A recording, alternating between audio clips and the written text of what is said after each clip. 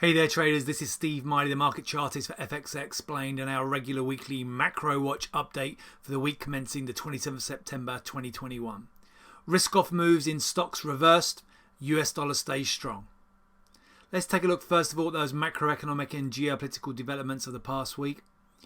Well, we had the risk-off mode that has gripped global financial markets in September due to growth and inflation concerns intensified early last week with Evergrande contagion worries. However, we did see these contagion fears ease throughout the week, which has seen global stock indices post robust recovery rebounds, moving back into risk-on mode.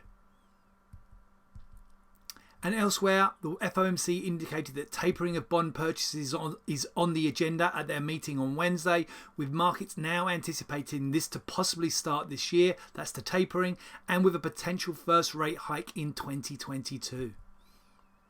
How has that all impacted the global financial markets? What have been those developments for last week ending 24th of September?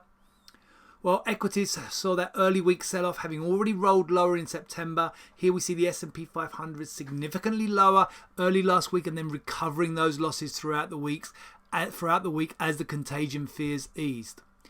We also saw yields significantly higher in the US and globally on the back of the Fed in here indicating tapering is on the agenda. So we saw a spike higher in the US 10-year yield up through 1.40%, which is capped in here throughout August-September. We also saw the US dollar index continue to firm up in here. The US dollar generally stronger with that expectation of Fed tapering and a slightly more hawkish tone. And on the back of that, the euro weaker, still vulnerable, pushing down to lows we saw earlier in the summer.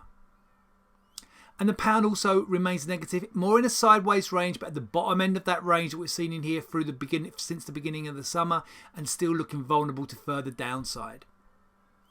Gold pushed lower on the back of that US dollar strength and is now giving up a lot of the recoveries we saw back through from August and looks vulnerable again.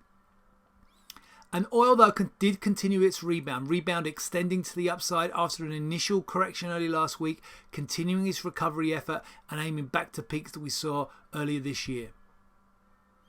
And copper remains very much in a sideways range in here. Weakness early last week, rebounding towards the second half of the week, but overall in a sideways range. Let's take a look at the week ahead now, the week commencing the 27th September 2021.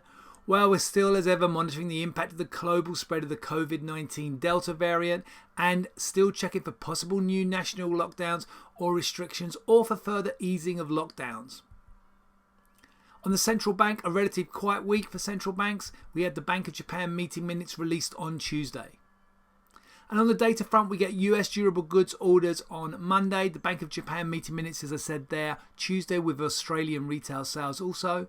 Nothing of note Wednesday, and really the data kicks in from Thursday. Chinese PMI, UK GDP, German unemployment, EU and German CPI, and US GDP and PCE all on Thursday.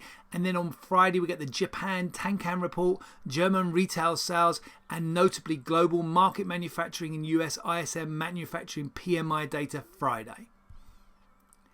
Please don't forget to hit that like button and follow us on our YouTube channel. And I'm going to wish you all a great trading week.